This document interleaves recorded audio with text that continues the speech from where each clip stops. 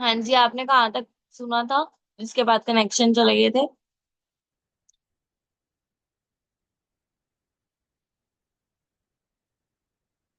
ये बेनिफिट्स हैं जॉब के।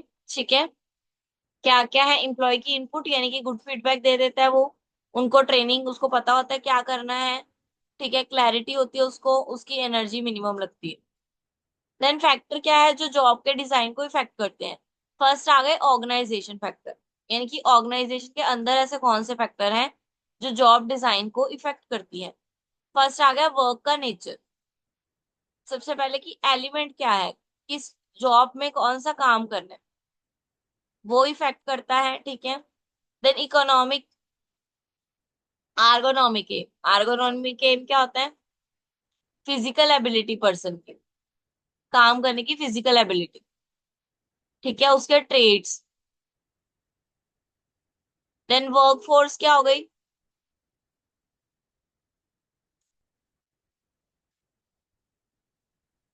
वर्क फोर्स क्या हो गई? बैलेंस करना प्रोडक्ट और सर्विसेज के बीच। कल्चर क्या हो गया? जो मेथड्स और स्टैंडर्ड्स हो गए, वो कल्चर हो गया। Then environment factor. Environmental factor कौन से हैं? एम्प्लॉयज की एबिलिटी एंड अवेलेबिलिटी।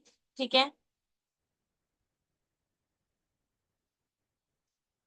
उसकी स्किल।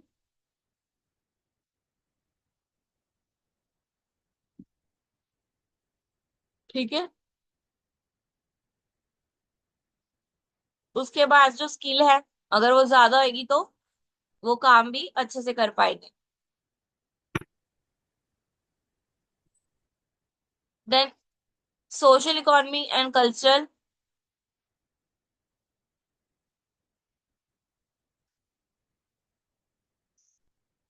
ठीक है। यानी कि एम्प्लॉय से रिलेटेड, एम्प्लॉय की डिमांड के अकॉर्डिंग अगर जॉब होगी, जो वो चाहता है वैसी जॉब होगी, तो वो अच्छे से परफॉर्म कर पाएगा। ठीक है, उसके डिमांड के हिसाब से जॉब है तो अच्छे से परफॉर्म करेगा। Then behaviour factor. Behaviour factor में आएगा ऑटोनोमी। ठीक है, ओपन इन्वायरमेंट है। फीडबैक, यानी कि वो फीडबैक देने के लिए जो है वो लाइबल है। प्रॉपर फीडबैक मिलती है उनको उनके काम की। डाइवर्सिटी यानी कि वैरायटी है, काम में वैरायटी है। ठीक है। स्किल्स एंड यूज होती हैं उसकी स्किल्स एंड एबिलिटीज। ठीक है, फुल यूज ऑफ एबिलिटीज। जब वो काम करता है तो उसकी एबिलिटी अच्छे से यूज की जाती है। ठीक है। डीमोटिवेट नहीं होता बस। देन अप्रोचेस क्या है डिजाइन करने की जॉब को? फर्स्ट आ गया ह्यूमन अप्रोच। ह्यूमन अप्रोच क्या है?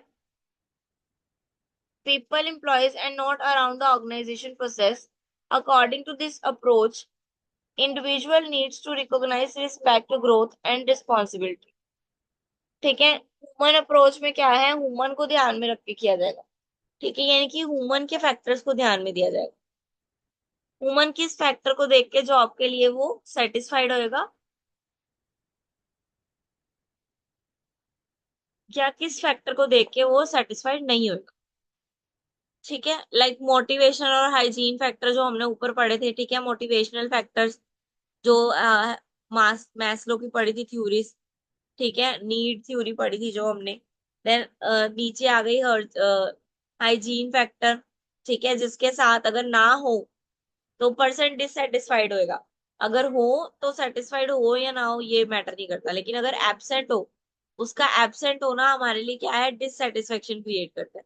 Like work environment, working condition. ठीक है, एब्सेंट होना उसका डिससेटिस्फेक्शन क्रिएट करना है। होने से उससे ज्यादा फर्क नहीं पड़ता, लेकिन ना होने से बहुत फर्क पड़ता है।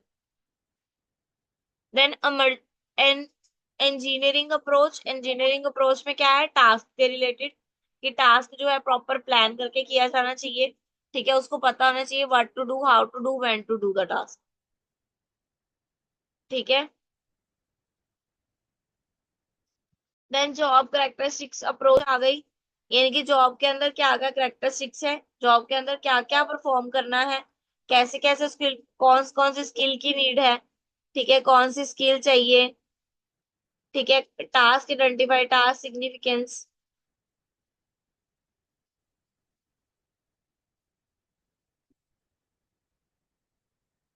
चैप्टर 6 आपका डन है। Now move to chapter 7। ये है सिलेक्शन एंड रिक्रूटमेंट। रिक्रूटमेंट जो प्रोसेस है वो आती है पूल में, यानी कि आप नंबर ऑफ पर्सन्स को बुला लेते हो रिक्रूटमेंट के लिए। लाइक आपने न्यूज़पेपर में वैकेंसी डाल दी और बहुत सारे लोगों ने अप्लाई कर दिया, दैट इज रिक्रूटमेंट। आप रिक्रूटमेंट कर रहे हो, ठीक है, जिसमें पूल ऑफ पीपल आते हैं, बहुत सारे लोग आते हैं। The process for searching for prospective employees and selecting them to apply for a job in the organization। ठीक है, अभी हम सर्च कर रहे हैं सिर्फ, ठीक है, प्रोस्पेक्टिव एम्प्लॉयज को सर्च कर रहे हैं। सर्च में हमारे पास बहुत सारे आएंगे। देन टाइप ऑफ रिक्रूटमेंट, कैसे कैसे आप रिक्रूटमेंट कर सकते हो। इंटरनल रिक्रूटमेंट, यानी कि आपके पास जो पर्सन काम कर रहे हैं उनसे ही, उनकी ही रिक्रूटमेंट कर देना, उनकी ही पोजीशन अप एंड डाउन कर देना, अप करना या डाउन करना। देन रिटेन, रिटेन यानी कि जो ऑर्गेनाइजेशन में वैकेंसी खाली है, ठीक है, उस पोजीशन को फिल करना।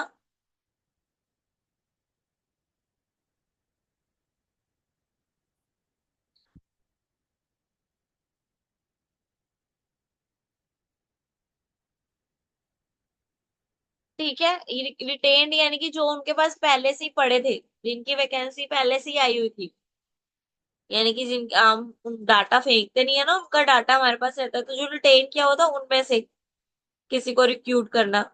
कॉन्टीजेंसी, कॉन्टीजेंसी यानी कि कॉन्टिन्यूसली चलते ही रहना।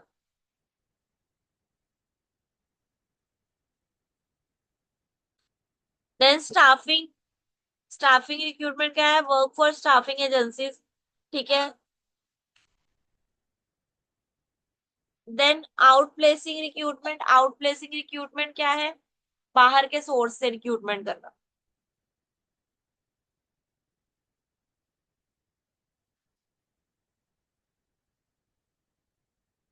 इफेक्टिव और इफिशिएंट तो आपको पता ही है।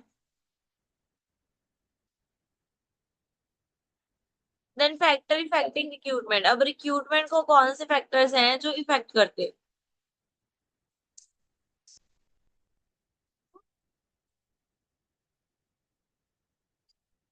फैक्टर इफेक्टिंग रिक्रूटमेंट, दो फैक्टर है, इंटरनल और एक्सटर्नल। इंटरनल फैक्टर यानी कि ऑर्गेनाइजेशन के अंदर अंदर, साइज ऑफ ऑर्गेनाइजेशन, जितना साइज होगा कम, स्मॉल साइज है तो कम रिक्रूटमेंट होगी। रिक्रूटमेंट पॉलिसीज, कई ऑर्गेनाइजेशन में होता है कि हर साल 5 रिक्रूटमेंट करनी करनी है, नहीं 5 नए मेंबर लेके आने हैं, तो वो जो भी पॉलिसीज होती हैं उसके अकॉर्डिंग।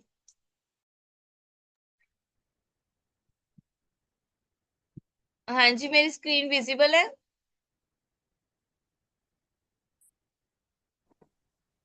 बेटा no screen, ma'am. No, no.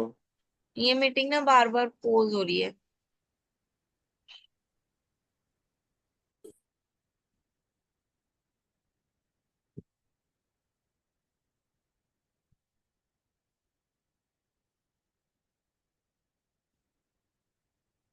हाँ जी, नाउ। नाउ विजिबल है।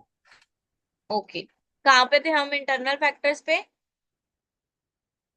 Then size of yes ma'am. Organisation, जितना बड़ा जितना छोटा साइज होगा उस हिसाब से बिजनेस, उस हिसाब से रिक्रूटमेंट की जाएगी। देन रिक्रूटमेंट प्रोसेस, अलग अलग जगह पे अलग अलग प्रोसेस होती है, ठीक है, कईयों की पॉलिसी होती है कि हर साल 5 रिक्रूटमेंट करनी है, तो वो अकॉर्डिंग टू पॉलिसी वर्क करते हैं। इमेज ऑफ ऑर्गेनाइजेशन, किसी कंपनी की इमेज बहुत अच्छी होती है, ठीक है, अगर अभी कोई बोले सेक्रेट आर्ट स्कूल में अपॉर्चुनिटी निकली है, तो सभी स्कूल के टीचर अप्लाई जरूर करेंगे। क्यों, क्योंकि उसकी इमेज अच्छी है। Then image of job, job जैसी आप जॉब चाहते हो, अगर आपके अकॉर्डिंग जॉब है तभी आप उस जॉब के लिए अप्लाई करो। देन एक्सटर्नल फैक्टर यानी कि बाहर के फैक्टर जो ऑर्गेनाइजेशन की रिक्रूटमेंट को इफेक्ट करते हैं। फर्स्ट डेमोग्रेटिक फैक्टर, यानी कि area, gender, age, economic status, ठीक है। Then labour market, labour market आ गया, जैसे कि लेबर कितने मिल रहे हैं, इतने इजीली मिल पा रहे हैं लेबर, ठीक है। लेबर की सप्लाई कैसी है, अगर तो लेबर की सप्लाई ज्यादा होगी तो हम उनको हायरिंग करने में पेमेंट कम देते हैं, है ना। मजदूर ज्यादा हो तो पैसे कम मिलते हैं। Then unemployment rate, unemployment rate कितना है उस अकॉर्डिंग डिसाइड किया जाता है कि कितने कैंडिडेट रखने हैं। देन लेबर लॉ, लॉ के अकॉर्डिंग जो लॉ बनाई हुई है उनकी वर्किंग कंडीशन, उनकी इन्वायरमेंट को देख के। देन लीगल कंसिडरेशन, ठीक है, यानी कि एससी बीसी का जो कोटा होता है वो हो गया। कंपिटिटर्स, जो कॉम्पिटिटर कर रहे हैं उनको देखा देखी हम रिक्रूटमेंट कर रहे हैं। नाउ आगे रिक्रूटमेंट प्रोसेस, इंपॉर्टेंट, इंपॉर्टेंट है ये, ध्यान से सुनना। फर्स्ट हम करेंगे जॉब को डिजाइन, कि हमने कौन सी जॉब के लिए लोगों को रखना है।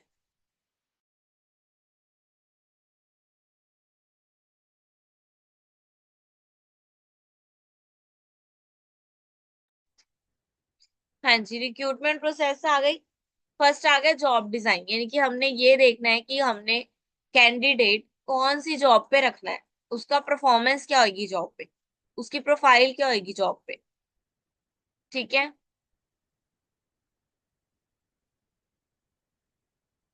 देन ओपनिंग जॉब पोजीशंस, अब देखना है कितने चाहिए, क्या स्किल होनी चाहिए उसके लिए, क्या एक्सपीरियंस होना चाहिए उसके लिए पर्सन के पास।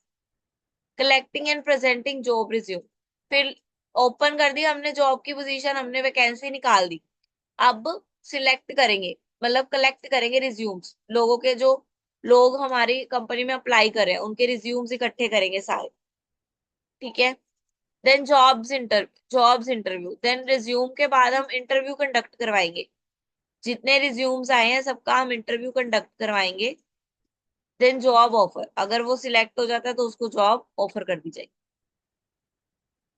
देन रिक्रूटमेंट मेथड, फर्स्ट आ गया source of recruitment, internal source आ गया, एक्सटर्नल सोर्स आ गया। मेथड यानी कि सोर्सेज हो गए, कैसे रिक्रूटमेंट करनी है, कहाँ से करनी है। इंटरनल कौन से हो गए, person who are already working in the organisation, ठीक है। अगर उनसे ही हम रिक्रूटमेंट की प्रोसेस करवा लेते हैं तो हम बोलेंगे कि जो हमारे पास काम कर रहे हैं उनसे अगर हमने करवा ली तो within the organisation recruitment हो जाएगी। अगर हम बाहर से करवाते हैं तो एक्सटर्नल सोच हो जाएगी, ठीक है। मान लो हमारे पास कोई काम कर रहा है, वो उसका उसका कोई भाई है या बहन है, उसकी डिग्री हमारे काम के लिए प्रॉपर है, तो वो सजेस्ट कर देता है मैम इसको रख लो, ठीक है। या कोई फ्रेंड को बोल देता है कि मेरे फ्रेंड को रख लो काम पे, ऐसे, तो वो इंटरनल सोर्स हो गया, ठीक है। ये एडवांटेज और डिसएडवांटेज है इसकी। देन एक्सटर्नल, एक्सटर्नल कौन से हो गए, आउटसाइड द ऑर्गेनाइजेशन, ठीक है, जब ऑर्गेनाइजेशन के बाहर से हम रिक्रूटमेंट करते हैं। नाउ मेथड्स आ गए, इंटरनल मेथड्स। फर्स्ट है हमारा प्रमोशन एंड ट्रांसफर, जो काम कर रहे हैं हमारे पास, इंटरनल है तो मतलब इंटरनली ही सारा कुछ होगा, जो हमारे पास वर्कर हैं उनके रिलेटेड ही है सब। तो जो काम कर रहे हैं, अगर हमें नई वैकेंसी पे कोई नया पर्सन चाहिए, हम क्या करेंगे, अपने पुराने पर्सन पे से देखेंगे किसकी स्किल्ड हमारे जॉब प्रोफाइल को सेट बैठ रही है। देन उस पर्सन को हम उसका प्रमोशन कर देंगे या उसको ट्रांसफर कर देंगे कि आप ये वाला काम करने लग जाओ, ये वाला भी रहने, ठीक है। देन जॉब पोजीशनिंग,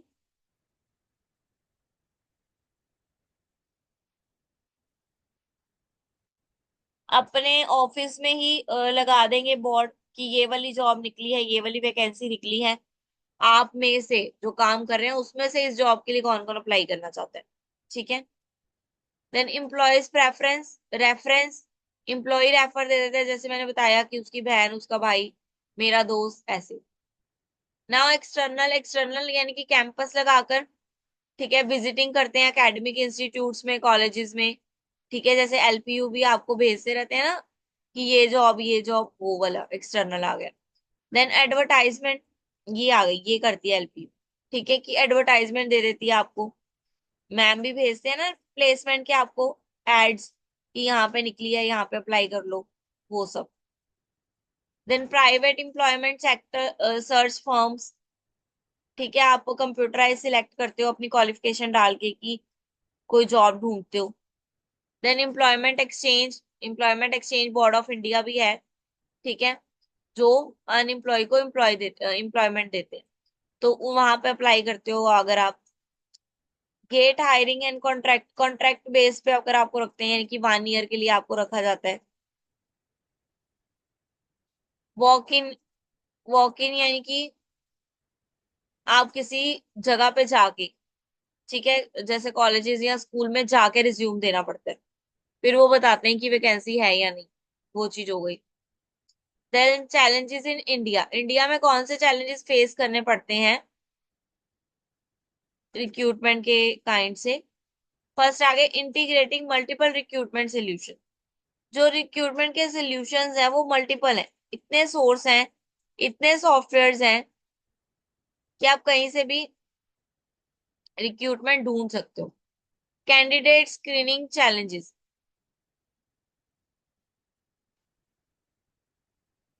सिलेक्ट करना बेस्ट को, ये बड़ा बड़ा टास्क है क्योंकि बहुत सारे कैंडिडेट हैं, उसमें से बेस्ट कौन सा है ये चूज करना थोड़ा डिफिकल्ट है। पुअर कैंडिडेट एक्सपीरियंस, उनका एक्सपीरियंस पुअर है, फ्रेशर्स है वो just. Then attracting the high right job candidate, जो राइट कैंडिडेट है उसको अट्रैक्ट करना वो भी मुश्किल है।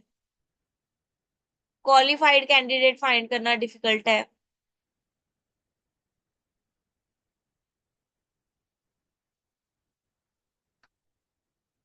देन आ गया सिलेक्शन प्रोसेस। सिलेक्शन प्रोसेस यानी कि अब हमने रिक्रूट कर दिया, यानी कि बहुत सारे लोग आ गए हमारे पास, अब उसमें से सिलेक्ट तो एक या दो ही होंगे ना, तो वो जो एक दो सिलेक्ट करने हैं उसका प्रोसेस क्या होगा, पहले होगा इनिशियल स्क्रीनिंग, पहले इनिशियल स्टेज पे उसको चेक किया जाएगा,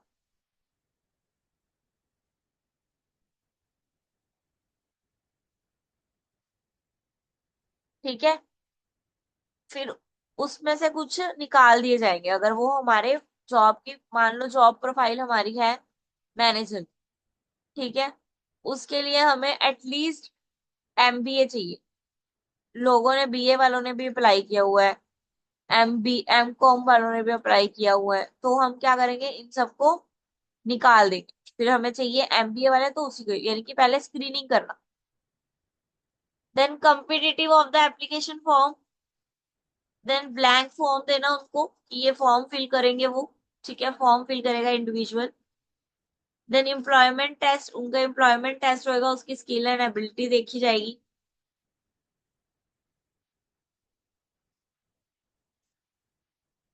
देन जॉब इंटरव्यू, उसमें से भी कुछ पर्सन निकाल दिए जाएंगे, ये प्रोसेस जो है उसमें ये नेगेटिव प्रोसेस है सिलेक्शन, और रिक्रूटमेंट पॉजिटिव प्रोसेस।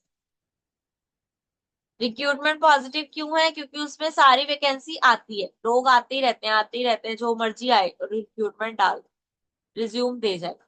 लेकिन जो सिलेक्शन है वो नेगेटिव है, क्यों, इसमें हम लोगों को निकाल देते हैं बाहर, जो हमें चाहिए हम सिर्फ उनको रखते हैं, बाकी हम उनको, बाकी जो एक्स्ट्रा कैंडिडेट है उनको निकाल देते हैं। इसलिए ये नेगेटिव प्रोसेस है, ठीक है। देन बैकग्राउंड इन्वेस्टिगेशन, अगर वो जॉब के लिए फिट है तो उसका बैकग्राउंड चेक किया जाएगा कि कहाँ से आया है, कौन सी फैमिली से बिलोंग करता है, कहाँ का रेजिडेंट है, उसका फोन नंबर, उसका Aadhaar card. Then medical examination, person की मेडिकल एग्जामिनेशन चेक होगी कि कितना फिटनेस है, कितना फिट है वो, ठीक है। देन जॉब ऑफर कर दी जाएगी उसको, ठीक है, उसको फिर जॉब लेटर दे दिया जाएगा। देन सिलेक्शन प्रोसेस की इंपॉर्टेंट क्या है, इससे हमें हमारे प्रॉपर सिलेक्शन हो जाती है, टैलेंटेड और स्किल्ड एम्प्लॉय मिलते हैं हमें।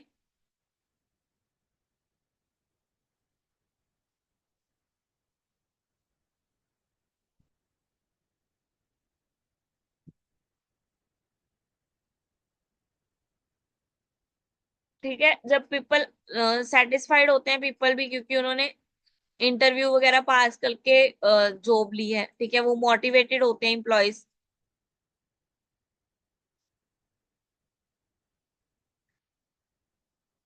हाँ जी, सिलेक्शन का भी कमी था इसमें। चैप्टर 7 भी आपका हुआ कंप्लीट। क्लियर है चैप्टर 7?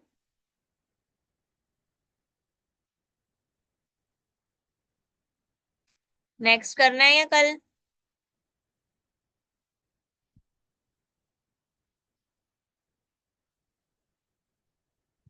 हाँ जी, चैप्टर 8 अभी करना है या कल करना है? कल कर कल कर लेंगे मैम।